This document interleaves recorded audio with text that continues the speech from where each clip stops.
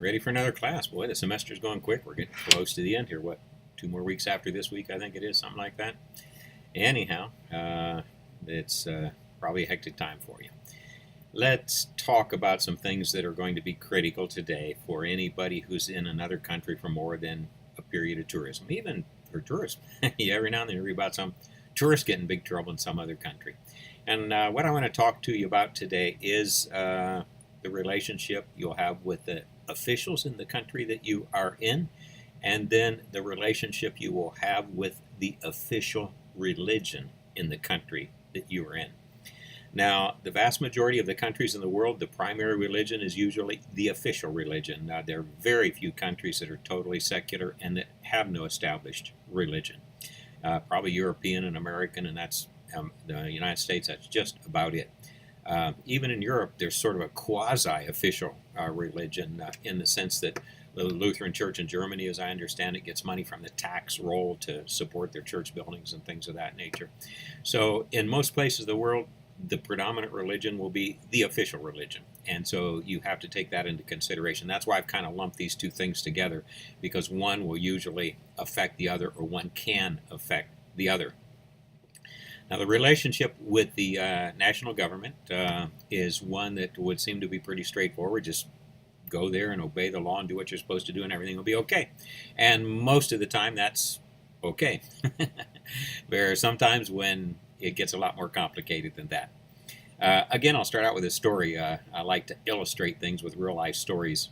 I was in Thailand, what was it, 2 years ago now, this past January here, doing the teaching, as I mentioned.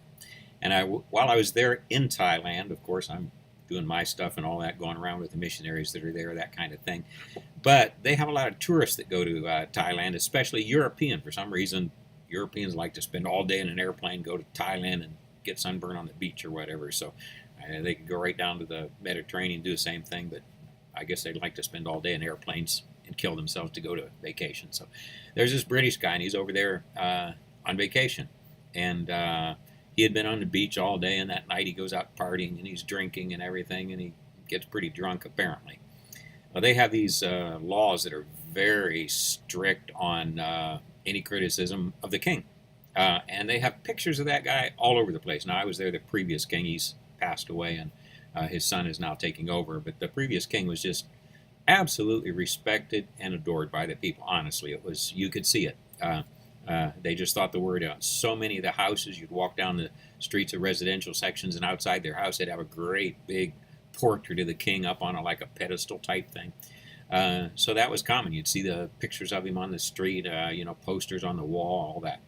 Well, this guy's British, and he's drunk, and he's staggering back to his hotel after a night of drinking, and there's this great big picture of the poster of the king there. He decides he's going to be funny, and he takes out a magic marker and he draws a mustache on the picture of the king. He's in there drawing the mustache on the king's picture with this magic marker, and I don't know if a policeman or a Thai national saw him and told the policeman or what, but about the time he's getting finished painting his mustache, a couple of policemen come running up, and they grab the guy, and they jerk his arms behind him, and they cuff him, and they drag him off the police station, throw him in a cell.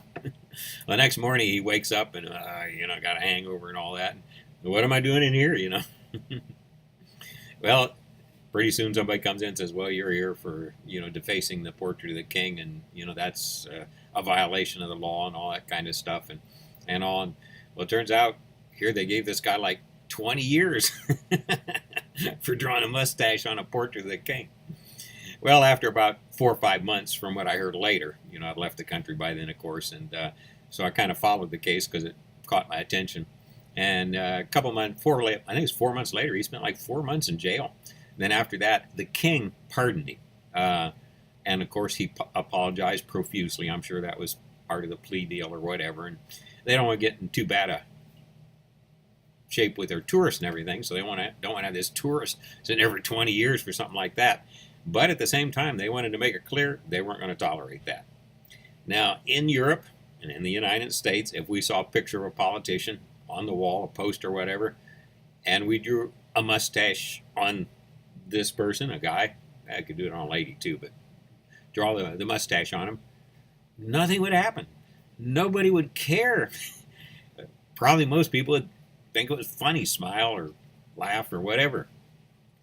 But they didn't think it was funny, and they didn't laugh, and they didn't smile. Now that illustrates how quickly you can get in trouble and how easily you can get in trouble in another country, because you're going to be a foreigner. You're going to be the odd man out, so to speak, the odd person out, to be inclusive in my language there.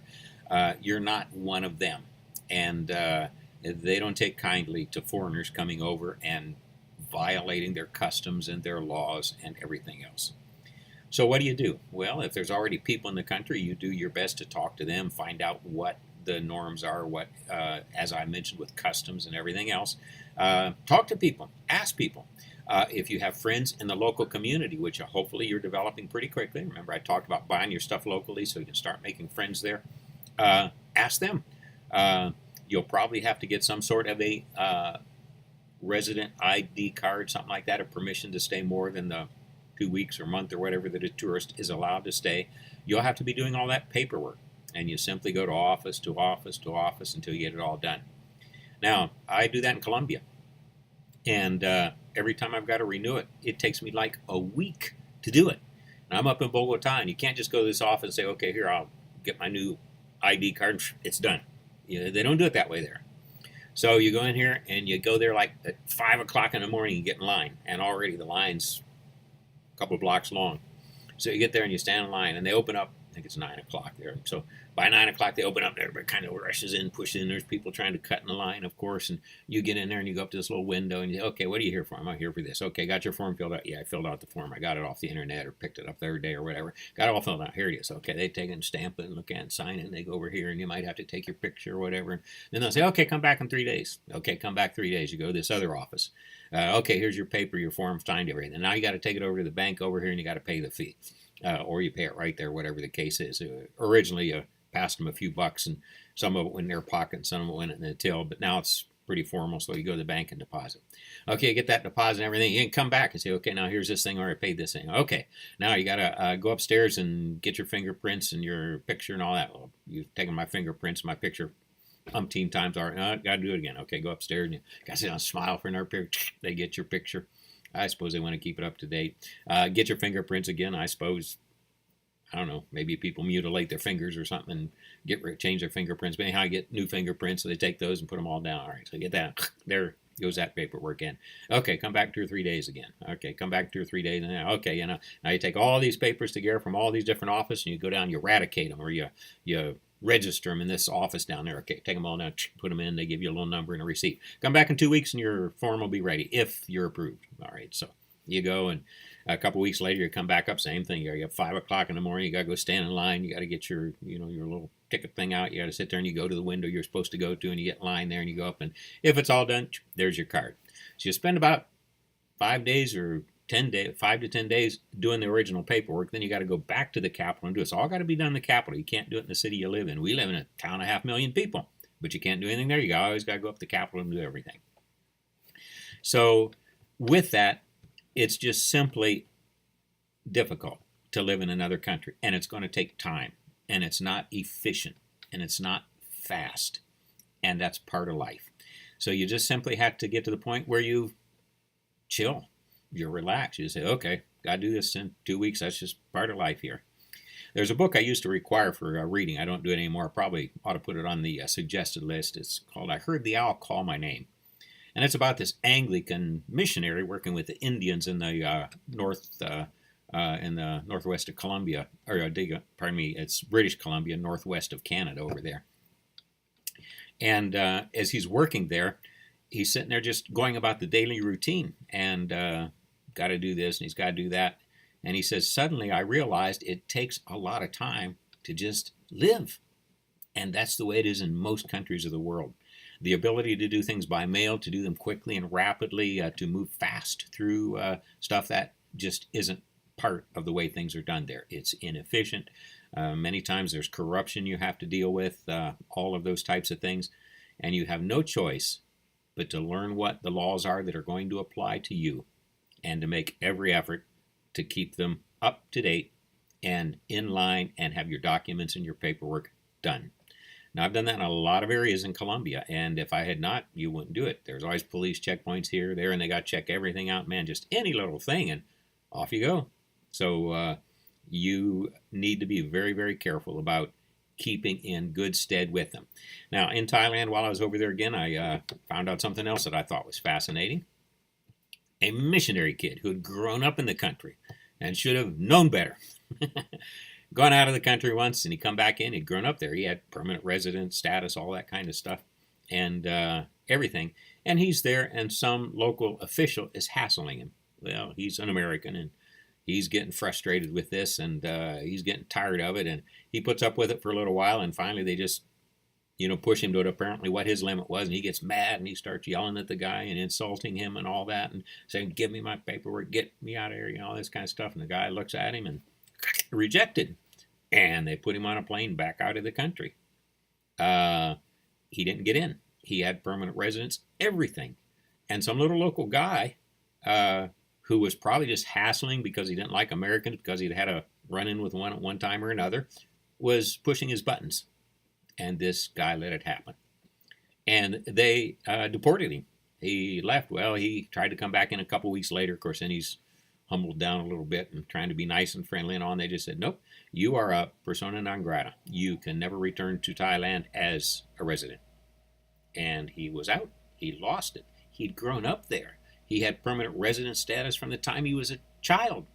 And he lost it in one moment, in one period of carelessness, where he lost his temper.